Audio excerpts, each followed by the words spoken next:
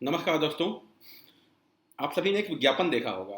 वो फॉग का विज्ञापन आता है, क्या चल रहा है? उत्तर होता है फॉग चल रहा है। वही वैसे ही अगर आप सीबीएसई के अधिकारियों से पूछें क्या चल रहा है, तो उनका इकलौता उत्तर होगा मीटिंग चल रही है। जनवरी था, घनघोर जाड़ा चल रहा था। सीबीएसई के 12th के एग्जाम कब होंगे, सबके दिमाग में प्रश्न था। सीबीएसई के अधिकारियों से पूछो क्या चल रहा है, उत्तर था मीटिंग चल रही है। जाड़ा निकल गया, होली आई, अच्छा मौसम आया, सबने होली खेली। सीबीएसई के अधिकारियों ने होली की बड़ी बड़ी पार्टियां ऑर्गेनाइज की और उनमें क्या चल रहा था? मीटिंग चल रही है। एग्जाम कब होगा? मीटिंग चल रही है। जाड़ा चला गया, बसंत चला गया, गर्मी आ गई। अब गर्मी भी जाने वाली है, मई का अंत आ गया है, जून में मानसून आने वाली है। सीबीएसई से अगर पूछिए कि 12वीं के एग्जाम कब होंगे, तो उनका उत्तर है मीटिंग चल रही है। आप बताइए, अभी 2 दिन पहले शिक्षा मंत्रालय ने कोविड काल में, कोविड के भय से एक ऑनलाइन मीटिंग रखी, जिसमें रविवार को मीटिंग रखी, जिसमें कि सभी प्रदेशों के शिक्षा मंत्री और केंद्र के मंत्री और कई सारे अधिकारी आए। कोविड का समय है, डरना, सुरक्षा रखना बहुत जरूरी है। ऑनलाइन मीटिंग की, बहुत अच्छी बात थी। लेकिन इस ऑनलाइन बैठक में चर्चा किस बात पे हुई कि छात्रों का ऑफलाइन इम्तिहान कैसे कराएंगे। खुद कोविड के डर से ऑनलाइन मीटिंग कर रहे हैं और छात्रों का ऑफलाइन एग्जाम कैसे कराएंगे, इसकी चर्चा कर रहे थे। और मुख्य बात यह, इस पूरी चर्चा में छात्र तो कोई बिंदु थे ही नहीं। चर्चा किस बात पे हो रही थी कि एग्जाम में टीचर सेंटर तैयार करने में समय लगेगा, बस भेजी जाएगी, पेपर कैसे भेजे जाएंगे, पेपर की प्रिंटिंग में समय निकलेगा, कापियां जाएंगी, कापियां लेके आने में समय लगेंगे। अरे भाई, सबसे मुख्य जो इस प्रक्रिया की चीज है छात्र, उनके बारे में भी तो सोचिए ना। आप उनके बारे में नहीं सोच रहे हैं। आप सोच रहे हैं पेपर कैसे प्रिंट होगा, कैसे भेजेंगे, कैसे आएगा, 2 महीने लगेंगे, 3 महीने लगेंगे, ये नेतागिरी वो नेतागिरी। अरे भाई, एग्जाम छात्रों के लिए हैं, उनके बारे में भी एक बात सोचिए तो सही।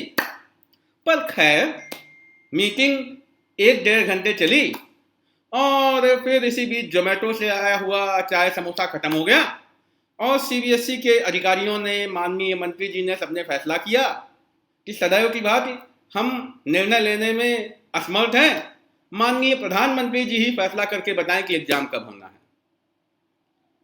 अरे भाई, सभी अगर निर्णय प्रधानमंत्री जी को ही लेने हैं तो आपका विभाग क्यों खोल के रखा गया है? आप शिक्षा मंत्री हैं, सभी प्रदेशों में शिक्षा मंत्रालय है, इतने बड़े भारी भरकम मंत्रालय हैं, करोड़ों रुपए का बजट है, 3 महीने से जो है चाय पकौड़ी समोसे खा रहे हैं, बड़ी बड़ी गाड़ियों में चलते हैं, बड़े बड़े मंत्रालय हैं, करोड़ों का जो है घर आपको दिए जाते हैं, केवल एक काम के लिए कि आप छात्रों की एग्जाम करा ले जाएं, छात्रों की पढ़ाई करा ले जाएं। अगर छात्रों का एग्जाम कराने जैसे विषय पे आप निर्णय नहीं ले पाते हैं, वो निर्णय भी माननीय प्रधानमंत्री जी लें, तो आपको किस लिए रखा गया है? चाय समोसा खाने के लिए? बहुत शर्मनाक है। और देखिए आप, जो ये बैठक थी, क्योंकि मैं सरकारी अधिकारियों को और नेताओं को खूब अच्छे से जानता हूं, तो मैं इमेजिन कर सकता हूं कि ये बैठक के अंदर क्या हुआ होगा, कैसी बातें हो रही होंगी। अब आप सोचिए, बैठक में चर्चा इस बात पे हुई कि 6 विषय का पेपर देने से छात्रों में कोरोना फैलने का भय रहेगा। तो तुरंत ही जो अधिकारी महोदय रहे होंगे, उन्होंने बोला होगा कि माननीय मंत्री जी, आप बिल्कुल सही बात बोल रहे हैं, इसीलिए हमारे पास में एक विचार है कि 6 विषयों के पेपर ना किए जाएं। इनकी जगह पर पेपर जो मेजर सब्जेक्ट्स हैं, खाली उनके किए जाएं। अब मेजर सब्जेक्ट क्या होते हैं, ये तो नेताजी को नहीं मालूम है। उनको लगा हाँ हाँ, ये अधिकारी बढ़िया बात बोल रहा है। तो फिर उन्होंने बोला अच्छा ठीक है, हाँ इस पे जो है ना विचार हम कर सकते हैं। आप 6 विषयों के पेपर ना करवाइए, केवल मेजर के करवाइए। केवल मेजर का मतलब है 6 की जगह पे 5 के पेपर होंगे। 6 विषय का पेपर होने से कोरोना आता है और 5 का पेपर होने से कोरोना नहीं आएगा। इसी बीच किसी ने बोला कि नहीं, ऐसा नहीं है, 3 घंटे के पेपर में अगर छात्र बैठेंगे तो कोरोना होगा ना। तो तुरंत एक अधिकारी ने बोला, माननीय मंत्री जी ने बहुत अच्छा मुद्दा उठाया है, इसका उपाय है हमारे पास। हम एग्जाम 3 घंटे का कराने की बजाय 1.5 घंटे का कराते हैं, 1 घंटे का कराते हैं। थ्योरी वाले क्वेश्चन नहीं लिखवाएंगे, डिटेल में लिखने से कोरोना ज़्यादा होता है। वो एमसीक्यू वाले जो क्वेश्चन होते हैं ना, मल्टीपल चॉइस, 4 में 1 देना होता है उत्तर, वो उसमें कोरोना नहीं होता है। हम ऐसा करेंगे कि हम बस 1-1.5 घंटे के एग्जाम करवाएंगे, और जब करवा ही रहे हैं तो 6 करवा लेते हैं। जब 1 घंटे का करवा रहे हैं, 1 घंटे में तो कोरोना होगा ही नहीं। कोरोना तो 3 घंटे में हो रहा था ना, माननीय मंत्री जी ने बोला था 3 घंटे में कोरोना हो सकता है। सबने बोला वाह वाह वाह वाह, कितनी बढ़िया आपने बात कही है जाके, ये तो बिल्कुल एकदम फैंटेस्टिक बात थी। फिर अपना ना मीटिंग वीटिंग हो गई, चाय नाश्ता कर लिया गया जाके, सब पूरा जो है संडे का ओवर टाइम के बिल भी आ गए होंगे जाके, सब अप्रूव कर दिए गए, और इसके बाद बैठक का समापन कर दिया गया कि अब माननीय मंत्री जी फैसला लें। अच्छा, इतना ही नहीं है, नेतागिरी भी खूब चलती है।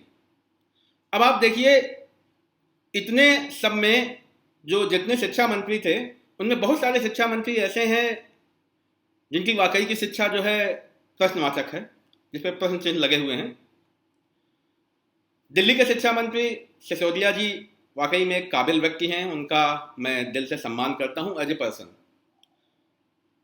आरंभिक दौर पर मुद्दे उन्होंने सही उठाए कि इस समय एग्जाम कराना, ऑफलाइन एग्जाम कराना, ये वाकई में कोरोना को दावत देना है, महामारी को दावत देना है, ये वाकई में पोटेंशियल है, ये एक बहुत बड़े रूप में, वृहद रूप में छात्रों में कोरोना को फैलाएगा। सही बात उन्होंने बोली। लेकिन जब मौका आया अपनी बात को पंच के साथ में रखने का, तो वहां भी नेतागिरी खेल गए। नेतागिरी क्या होने लग गई? एग्जाम कराए तभी जा सकते हैं जब सभी छात्रों को वैक्सीन लगा दी जाए। अरे महाराज, भारत में अभी 10% को वैक्सीन लग पाई है। भारत में अभी तो छात्रों को मारो गोली 45+ वालों को वैक्सीन लगना नहीं चालू हुई है। इच्छाएं तो अनंत हैं, हम भी चाहते हैं जाके कि एक दिन में सबको वैक्सीन लग जाए, लेकिन आपको भी मालूम है, हमें भी मालूम है, ये पूरी प्रक्रिया लंबा समय लगेगा। और साथ ही साथ भारत जैसे देश में विभिन्न विचारधारा के लोग हैं। हमारे यहाँ तो एक विचारधारा वाले वो हैं माननीय अखिलेश यादव जी, जो कहते हैं ये भाजपा की वैक्सीन है, इसको कोई ना लगवाना। तो जो उनके समर्थक हैं वो वैक्सीन नहीं लगवा रहे हैं, तो वो अपने बच्चों को कहां से वैक्सीन लगवाएंगे? वैक्सीन लग जाए तब एग्जाम कराना, ये तो प्योर और प्योर नेतागिरी हुई, क्योंकि आपको मालूम है कि ये हो नहीं सकता। ये हो नहीं सकता तो कल को आप बोलेंगे कि देखो मैंने बोला था कि वैक्सीन लगवा के ही करवाना, इन्होंने नहीं करवाया, इस वजह से बवाल हो रहा है। तो आप सोल्यूशन निकालने में इंटरेस्टेड नहीं है, आप सोल्यूशन निकालने में इंटरेस्टेड नहीं है, आप छात्रों के हित की बात नहीं कर रहे हैं। आपका इकलौता उद्देश्य है कि आपकी नेतागिरी चल जाए, सब लोग बोलने कि वाह वाकई में जो है इन्होंने, केजरीवाल जी ने, सिसोदिया जी ने जो बोला था वो सही बोला था। अगर वैक्सीन लग जाती, सबको 100% लोगों को वैक्सीन लग जाती, तब एग्जाम होते, कोई दिक्कत ना थी। ऑब्वियसली 100% लोगों को वैक्सीन लगने में 2 साल लगेंगे, तो क्या 2 साल तक एग्जाम को रोका जाएगा? क्या बेवकूफी वाली बातें आप करते हो। अच्छा, अब एक प्रश्न दिमाग में मेरे ये भी आता है कि आखिर ये जो अधिकारी हैं या ये जो नेता हैं, ये समझ क्यों नहीं पा रहे हैं कि एग्जाम का छात्रों पे प्रेशर होता है, एग्जाम को जल्दी कराना चाहिए, समय पे कराना चाहिए, और जैसे भी हो सके ये फिनिश करना चाहिए। एग्जाम अगर नहीं हो पा रहे हैं तो भी सीबीएसई बोर्ड में तो खैर 20 मार्क्स के इंटरनल्स होते हैं जो पूरे साल भर चल रही प्रक्रिया से काउंट होते हैं। तो ऐसा नहीं है कि मतलब उसको भी कैलकुलेट करके, असेसमेंट करके मार्क्स दिए जा सकते हैं। अभी आज की तारीख में अगर आप किसी भी प्रधानाध्यापक से स्कूल में पूछें तो वो इंटरनल असेसमेंट के बेसिस पे प्रिडिक्टेबल स्कोर स्टूडेंट का दे देता है, और वो प्रिडिक्टेबल स्कोर 90% केस में सही होता है। तो अगर मंत्रालय चाह जाए, अधिकारी चाह जाए, तो वाकई में ये इंटरनल असेसमेंट से ही एग्जाम लिया जा सकता है, कोई ऐसी बड़ी बात नहीं है। लेकिन प्रश्न ये है कि ये चीज उनके दिमाग में आ क्यों नहीं रही है। इसका उत्तर मैं आपको बताता हूं। मैं उत्तर प्रदेश का रहने वाला हूं। हमारे बचपन की यादों में है कि हमारे एक मामा जी थे।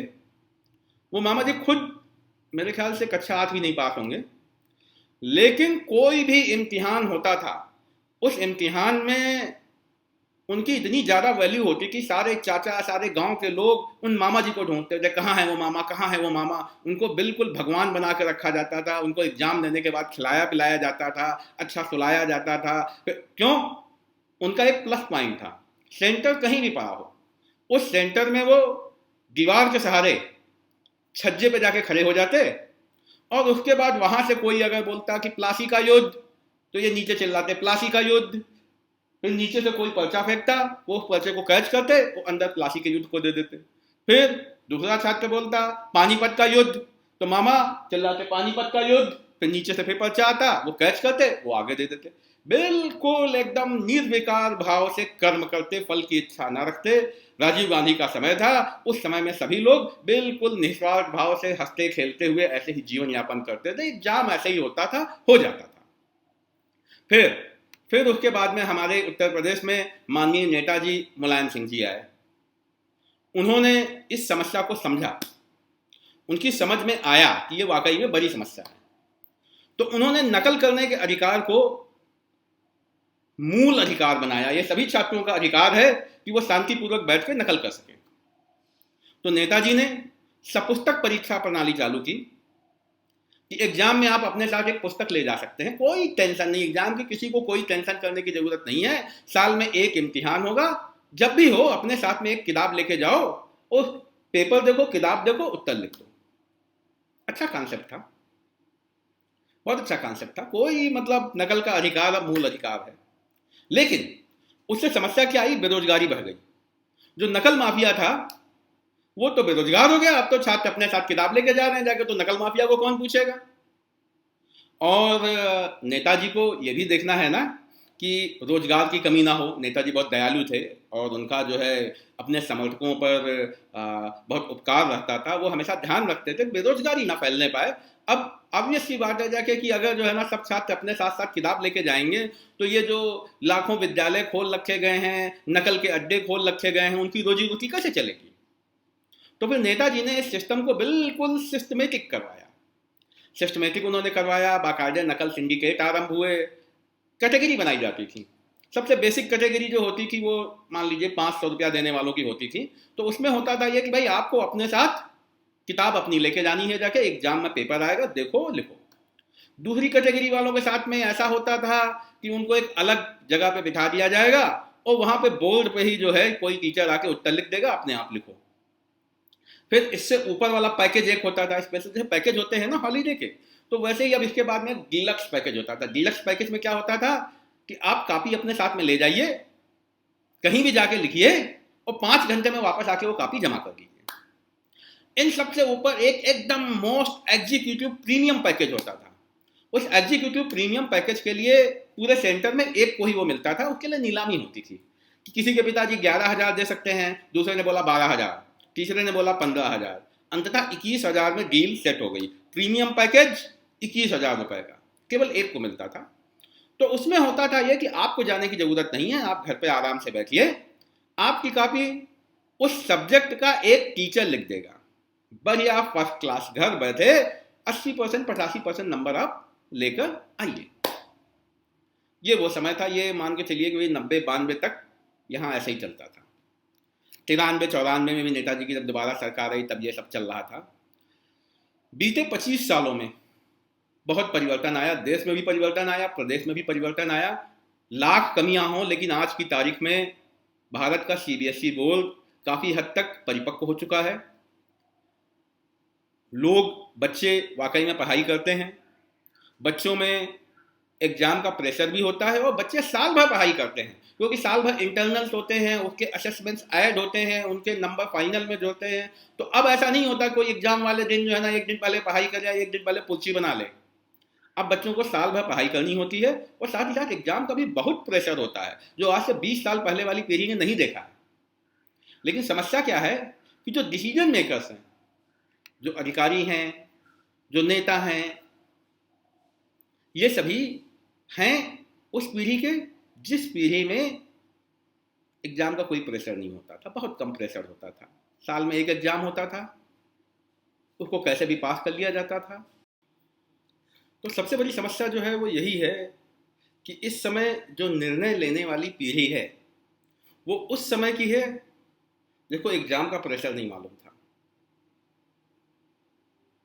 शायद है, लेकिन तथ्य यही है कि आज के ज़माने का एग्ज़ाम प्रेशर हमारे ज़माने के एग्ज़ाम प्रेशर से 20 गुना ज़्यादा है। उस पीढ़ी में ऐसा एग्जाम प्रेशर नहीं था जैसा आज की तारीख में है। कोरोना काल में भी बच्चों के ऊपर जो मानसिक दबाव है, इस दबाव को हमारी पीढ़ी ने, उन लोगों ने जो इस समय बैठ कर निर्णय ले रहे हैं, उन्होंने कभी खुद महसूस नहीं किया। खुद महसूस नहीं किया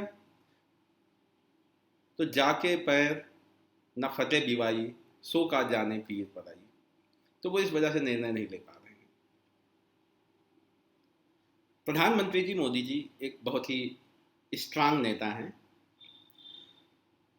स्ट्रांग विल नेता हैं। वो निर्णय लेते हैं, जनता ऐसे ही नेताओं को पसंद करती है जो कठोर निर्णय ले सकें। अच्छे हों बुरे हों जैसे भी हों, निर्णय लें और उस निर्णय को इम्प्लीमेंट करा सकें, ऐसे नेता हैं प्रधानमंत्री। यद्यपि उनके मंत्रिमंडल में ढेरों मंत्री ऐसे हैं जो अच्छा बुरा निर्णय छोड़िए, वो निर्णय ही नहीं ले पाते हैं कि एग्जाम कराए जाएं या ना कराए जाएं।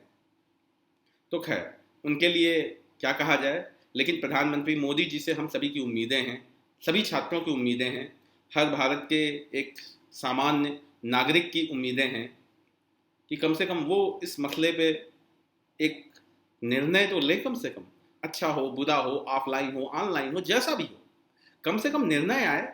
छात्रों के ऊपर जो तलवार लटकी हुई है, पिछले 6 महीने से आपने तलवार लटका रखी है, कम से कम वो तो हटे, निर्णय लीजिए, मौका है दिखाने का। ये रोज रोज जो है ना, मीटिंग हुई और कोई निर्णय ना आया फिर आगे बताएंगे, शोभा नहीं देता। ये जो 18 साल के 17 साल के जो बच्चे हैं, ये मिलेनियम वोटर हैं, यही आपके अगले वोटर होंगे। इस आयु में अगर इनके दिमाग में अगर निगेटिव छवि बन गई तो आने वाले 40 साल तक, 50 साल तक, 60 साल तक यही आपको वोट देंगे। इस बात का जरूर ध्यान रखा जाए। मैं फिर यही कहना चाहूँगा, सभी से हाथ जोड़ के यही कहना चाहूँगा कि अनर्गल इस पर नेतागिरी ना करें। इस पर जब भी कोई निर्णय लेना हो तो बच्चों का भविष्य, बच्चों के बारे में ध्यान में रखते हुए ही निर्णय लिया जाए। धन्यवाद। जय हिंद, जय भारत। आप सबको बहुत बहुत धन्यवाद।